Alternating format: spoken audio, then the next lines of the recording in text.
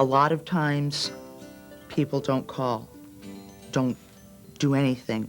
With this last seizure that I had, as close as I can figure, I was walking around Franklin Avenue at 6:30 in the evening for 45 minutes probably before I walked into a neighborhood restaurant and a friend of mine saw me and grabbed a hold of me and determined I needed medical attention and took me to the hospital. But the blood was already dry on my face. As a law enforcement officer, you may be called to aid someone having an epileptic seizure. Epilepsy is a chronic neurological disorder which often begins in childhood. It takes the form of brief malfunctions in the brain when an overload of electrical energy passes between cells.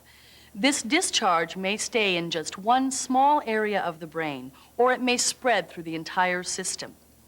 During an epileptic episode, the person's consciousness, behavior, bodily functions, sensations, and motor activity are altered. Epilepsy is not contagious. Sometimes you'll develop a pattern that will let you know that you're getting close to having a seizure. And, you know, if you recognize the warning signs, there are things that you can do. But you'll go along with the same pattern for 3 or 4 or 5 years, and then all of a sudden, out of the blue, it'll change.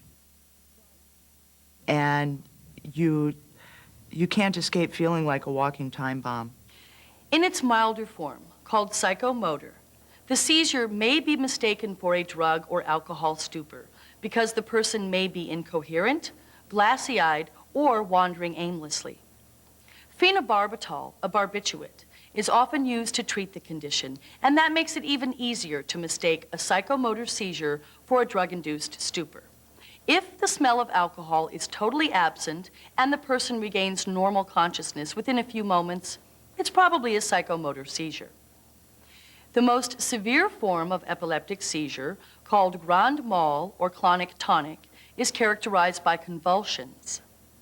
A lot of the symptoms that epileptics display just before and just after a seizure look a lot like drug overdoses. Sometimes you're very disoriented.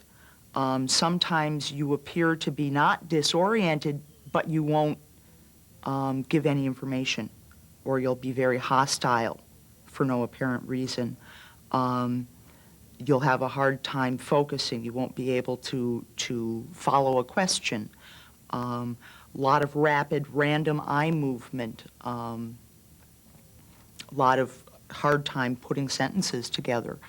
And it can be very frustrating for people trying to deal with someone who is in that state if they don't know that they're epileptic, because you've got no idea what you're dealing with. So you've got no idea what to do.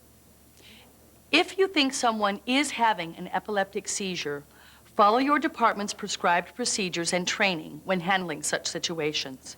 Do not try to restrain the person unless absolutely necessary. When they regain consciousness, tell them what happened during the seizure. Speak calmly and reassure them, and stay with them until they have completely regained awareness.